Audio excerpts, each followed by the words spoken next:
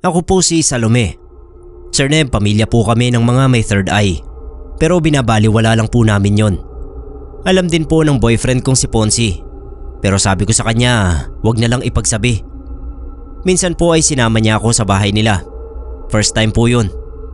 Pagpasok pa lang namin sa gate ay nakaramdam na ako ng panlalamig. Para bang may kakaibang hangin doon sa loob ng bakuran nila. Pero hindi ako nagpahalata. Hindi ko sinabi maski sa boyfriend ko. Nakiramdam lang ako. Ang nasa isip ko baka may multo sa loob ng bahay nila. Kaya ganoon. Ilang beses na rin kasi na nakakita ako ng multo. At ganoon lagi ang nararamdaman ko kapag may kakatuwang nilalang sa paligid. Nanlalamig at hindi mapakali. Pilit ko lang na kinakalma ang sarili ko nun. Lalo na at wala pa namang nagpapakita sa akin sa loob. Palihim kong ginala yung tingin ko. Wala talaga akong makitang multo. Hanggang sa napansin ako ni Ponzi. Tinanong ako kung ano raw ba ang tinitignan ko. Para raw kasi akong may hinahanap. Umiling ako. Nagagandahan lang kako ako sa mga displays nila sa bahay na puro antique. Koleksyon daw ng mama niya ang mga lumang gamit. Sinubukan kong libangin ang sarili ko sa paglalaro namin ni Ponzi ng mga games sa computer nila. Pero kahit anong paglilibang ko ay hindi mawala-wala yung pakiramdam ko na yon na meron talagang kakatwa at alam kong nasa malapit lang yon. Ang pinagtataka ko lang ay bakit wala akong makita. Para tuloy nahihirapan akong huminga. Hindi na ako nakatiis. Sinabi ko sa boyfriend ko na parang hindi ako komportable. Mainit ang panahon noon kaya inakala ni Ponzi na naiinitan lang ako. Kaya sabi niya doon daw muna kami sa likod bahay nila tumambay dahil mahangin daw doon. Marami raw kasing tanim doon ng mama niya na mahilig sa mga halaman. Alam niya kasi na sanay ako sa aircon sa bahay namin. Tapos sa kanila ay electric fan. Pero hindi naman talaga yun ang dahilan. Hindi nga ako naiinitan. Nanlalamig pa ako. Pagpunta namin sa likod bahay nila ay lalong lumakas yung pakiramdam ko. Doon ko nakumpirma ang kutob ko dahil kitang-kita mismo ng mga mata ko ang dalawang duwende na naghahabulan paikot sa isang punso. Sa tingin ko ay mga batang duwende pa lang ang mga ito. Sanay na akong makakita ng multo. Pero ng duwende ay noon lang talaga ako nakakita. Kaya hindi ko maiwasan na makaramdam ng matinding takot. Tinanong ko yung boyfriend ko kung may nararanasan ba silang kakaiba doon. O minamalas ba sila? May nagkakasakit? O kahit ano? Umiling si Ponzi at sabi wala naman daw. Nangilabot siya nung sabihin kong may mga munting duwende sa punso nila. Pero wag kako siyang magpahalata. Kung hindi naman sila ginagambala nito, ay wag na lang din nilang gagambalain. Lalo na ang punso na tirahan ng mga ito. Dahil sa sinabi ko ay hinila na ako ni Ponzi paalis doon. Yun pala ang dahilan ng kakatuwang pakiramdam ko.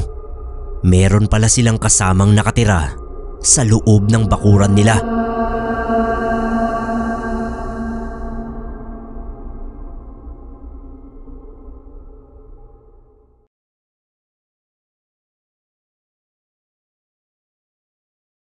Masayang bati po sa inyo Sir Neb at sa mga bumubuo ng channel.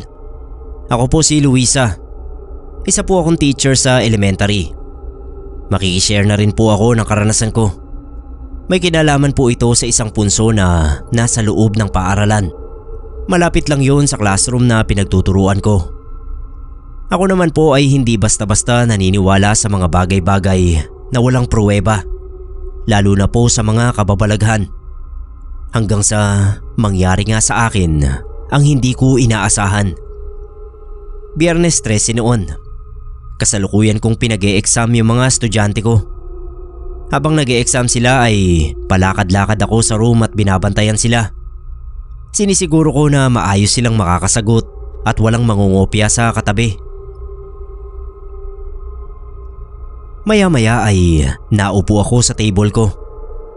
Napatingin ako sa pintuan at nakita kong may puting usok. Pinuntahan ko agad dahil nag-aalala ko na baka may sunog. Pero gano'n na lang yung pagtataka ko nung parang may buhay yung usok na yon na para bang tinatangay ng hangin palayo sa classroom. Para pang nataranta ito nung makitang papalapit ako. Lalo pa akong nahiwagaan nung yung puting usok ay nagpaikot-ikot bago dumiretso sa punsong nasa harap ng classroom namin. Tinitigan ko yon at hinintay kung may lalabas bang duwende doon tulad ng sinasabi nila. May mga teachers at estudyante kasi na nagsabi na nakakita sila ng duwende sa punsong yon. Kaya naman walang nangangahas na galawin yon.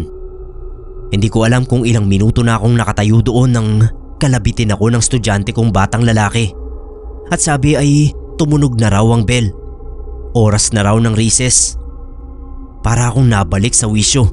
Kaya dali-dali akong bumalik sa loob ng classroom. Habang nasa break ang mga bata, mula sa bintana ng classroom ay napatingin na naman ako sa punso. Para bang may nag-uudyok sa akin na tumingin lang doon. Hindi ko maintindihan kung ano yung nangyari sa akin.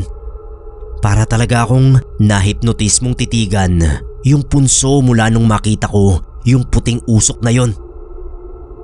Break time ko rin yon. Dapat ay nasa kantin na ako nun at kumakain kasabay ng ibang teachers. Pero nung mga oras ngang yun ay nanatili lang ako sa loob ng classroom at nakatitig sa punso mula sa bintana. Hanggang sa natapos yung break time nang hindi ko namamalayan. Nung oras naman ng uwian, alam ko na ang ginagawa ko ay nagliligpit na ng mga gamit ko. Pero ang sumunod na eksenang namalayan ko ay nakatayo ako sa harap ng punso at nakatitig lang doon. Nabalik ako sa wisyo nung lapitan ako ng school guard. Inakay niya ako palayo sa punso. Tinanong ko siya kung anong nangyayari. Bakit ako nandoon? Sabi nung guard, hindi rin daw niya alam. Nag-uwian na raw ang mga estudyante. Kanina pa raw niya ako tinitignan na nakatayo doon. Pero ang akala niya ay inaayos ko lang yung mga halaman. Nung mapansin daw niya na ang tagal ko nang nakatayo at parang hindi naman ako gumagalaw, ay kinabahan na raw siya. Kaya nilapitan na niya ako at nakita nga niyang nakatulala lang ako sa harap ng punso. Duda raw niya ay may duwending nagmanipula sa akin. Kung ano ang balak nitong gawin sa akin ay hindi raw niya alam. Kung hindi niya ako nakita, baka kung ano na ang nangyari sa akin. Pinayuhan ako ng guard na magpa-albularyo kasi baka raw natitipuhan ako ng duwending nakatira sa punso. Ginawa ko naman yon pag uwi ko at binigyan ako ng pangontra ng albularyo. Awa naman ng Diyos ay mukhang umepekto yon sa akin. Pero sa mga araw na nasa school ako ay pinipilit ko talaga yung sarili ko na huwag tumitig doon sa punso. Kasi para bang meron pa ring nagtutulak sa akin na tumitig o lumapit sa punsong yon.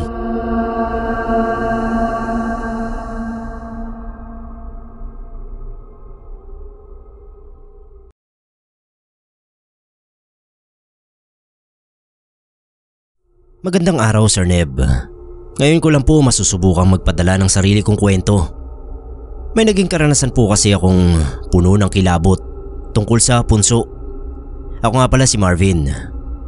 Isang hapon po noon na maulan nung madatnan ko si Tatang sa loob ng bakuran namin na walang habas na tinataga yung punso na isang dekada nang nandoon. Nagulat ako at sinubukan ko siyang pigilan kasi nung nabubuhay pa si Nanang ay sinasabihan talaga niya kami na huwag pakikialaman ng punso. May mga pagkakataon pa nga na kinakausap yon ni Nanang dahil sabi niya swerte raw ang hatid noon sa amin. Sabi naman ni Tatang matagal nang sumakabilang buhay si Nanang Kaya wala nang magbabawal sa kanya na tibagin ang punsong yon na abala raw sa pagkukumpuni niya sa sasakyan sa bakuran. Trabaho kasi ni Tatang na gumawa ng mga sirang motor, tricycle at bisikleta, at doon lang ang pwesto niya sa harapan ng bahay namin sa loob ng gate. Kailangan daw niya ng malawak-lawak na espasyo dahil dumarami na yung nagpapagawa sa kanya. Sabi pa niya hindi raw siya nagpapaniwala sa mga duwende o lamang lupa na bukang bibig ni Nanang noon. Alam kong kahit makipagtalo ako ay hindi ko mababago ang pasya ni Tatang. Bagamat nag-aalala ako dahil mas naniniwala ako kay Nanang na may nagbabantay na duwende doon, ay hinayaan ko na lang siya sa ginagawa niya. Pero nagpahabol pa rin ako ng babala bago ako pumasok sa loob ng bahay namin. Kinabukasan paggising ko, lumabas ako, dala yung tasa ng kape. Bala kong magkape sa garahe nung mapatingin ako sa dating pwesto ng punso. May konti pang umbok pero lumapad na ito. Sa isip ko, kinarir talaga ni Tatang ang pagpapatag ng punso. Pagkatapos kong magkape, naisipan kong silipin si Tatang sa kwarto niya. Nagtataka ako kung bakit tinanghali yata ito ng bangon. Nagulat ako pagpasok ko sa silid. Nabungaran ko ang isang maliit na nilalang na nakaupo sa tiyan ni Tatang habang si Tatang ay hindi makagalaw. Sa tingin ko ay duwende yun. Sabi sa akin ni Tatang, masakit daw ang tiyan niya. Hindi ako makasagot. Parang hindi nakikita ni Tatang yung duwende na nakaupo sa ibabaw ng tiyan niya. Takot na takot ako sa nakikita ko nun. Noon lang ako nakakita ng ganoong klaseng nilalang sa tanang buhay ko. Noon lang din ako nakaranas ng ganoong kababalaghan. Kaya hindi ko alam kung anong gagawin ko. Kita ko sa mukha ni Tatang yung sakit. Namimilipit siya at butil-butil yung pawis. Naninigas daw yung katawan niya. Hindi siya makagalaw. Sinigawan niya ako dahil hindi ako kumikilos sa pagkakatayo ko sa pintuan. Natulala talaga ako sa nakikita ko. Inuutusan ako ni Tatang na ibili siya ng gamot sa tiyan.